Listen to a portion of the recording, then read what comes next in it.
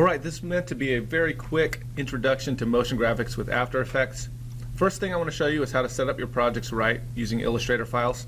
So when you want to animate your logo or anything out of Illustrator, it's really important to make sure that each thing you want animated, so this ninjas, this code, and this head, I want to animate all of those individually, so I put them in their own folder. And how to do that is a little bit complicated.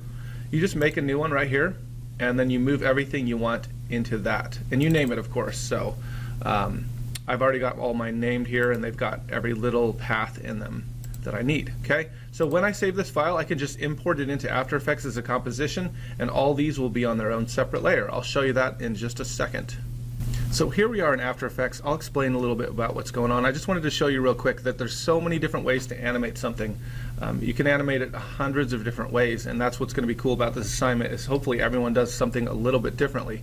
So here we have my first attempt. I've got Code Ninjas pop up like that, and then I have that bounce in. And notice I'm using a little bit of animation principles, and I have that overlapping action going on there.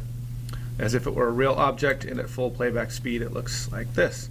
But then I was like, let's try something different. So this time I warped the Code Ninja's head, and I had them come in at a different placement.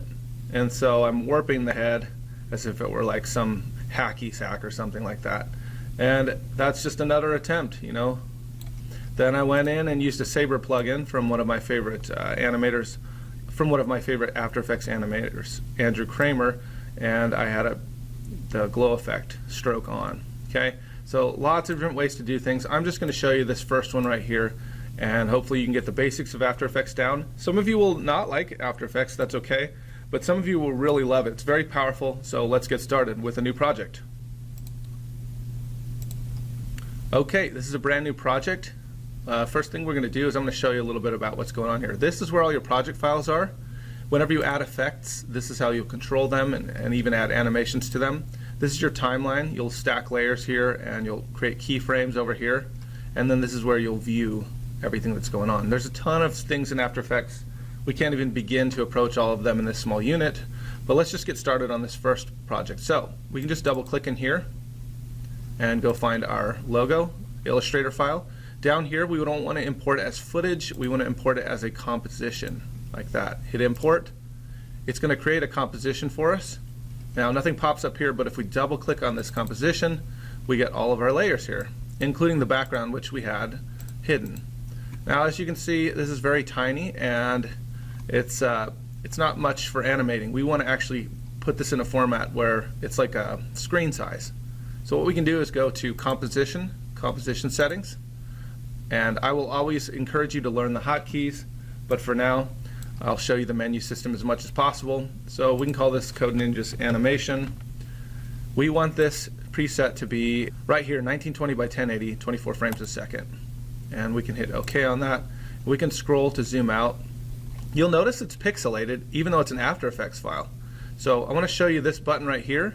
This will allow, it's called for vector layers continually rasterize, and what this does is just allow that vector to go through. So we'll turn all those on, and if we scale this up now, it will be perfect. So I'm going to select all of these, and then I can just grab this and scale up.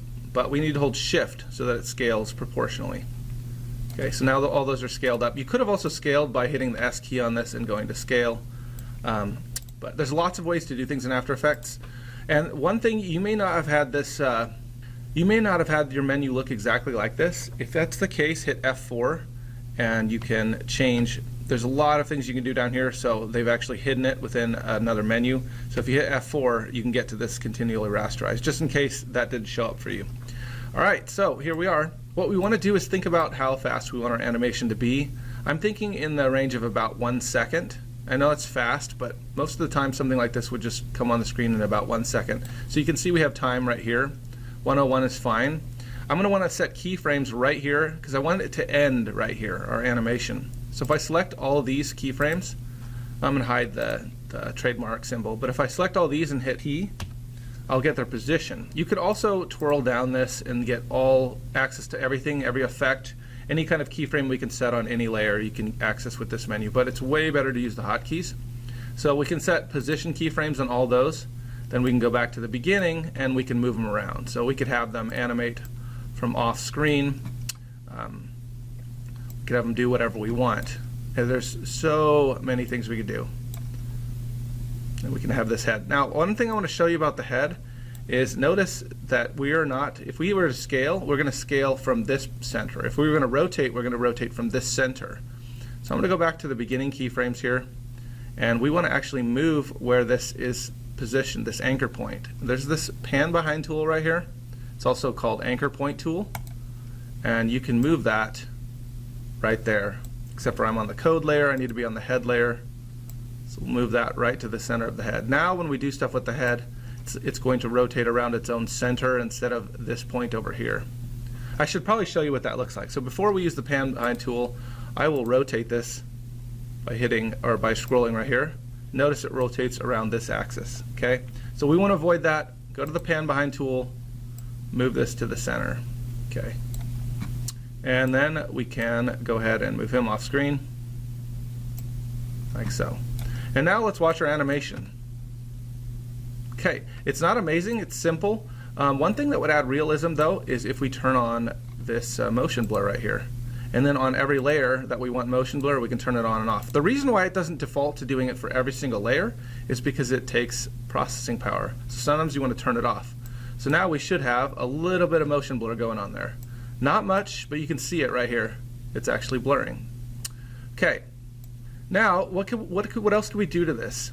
Well, you can add effects to different layers. You can also do something called a adjustment layer. So if I right click and go new, adjustment layer, I can put that on the top by dragging it, and I can right click and add effects to this. So how do we add effects in After Effects? Well, there's all kinds of ways to do it, but you can go up here to Effect and pick different effects. You can right click and go Effect and pick stuff. You're really gonna just have to explore what all these tools do. I'll go down to Generate, and there's one I like to use quite a bit called Light Burst, and it just kind of looks cool. And you could change the settings over here, change the scale of it, and you could animate all this too.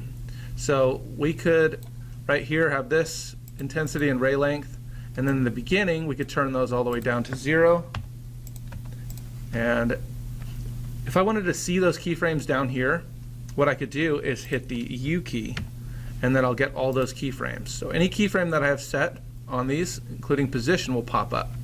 And now you can have hundreds of these keyframes, so it can get kind of messy down here. There's ways to control that, but for now, we're going to have you do very small start to this. Okay. Now let's say we want it to fade back down to 0. All we have to do is move our timeline indicator and put in zeros right here.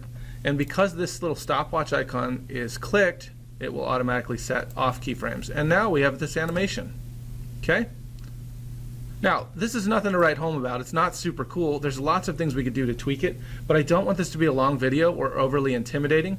I just want to kind of see what you guys do. Now, one little cheat sheet here is we can open up a library of effects right here, effects and presets. And if we go to this animation presets up here, we can go to text, and we can do all kinds of different animations, blurs, expressions. You want to mess around with this stuff. All you have to do is go in here, so animate out, and you can just grab something and throw it down. If it's a text file, these aren't text files, they're Illustrator files, so it might not work out just fine. But let me show you with a new layer. I'm going to go ahead and hide everything in here,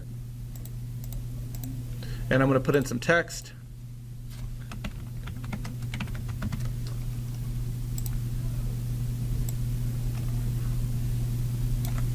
And we might want to change that text color. There we go, Taylor rocks.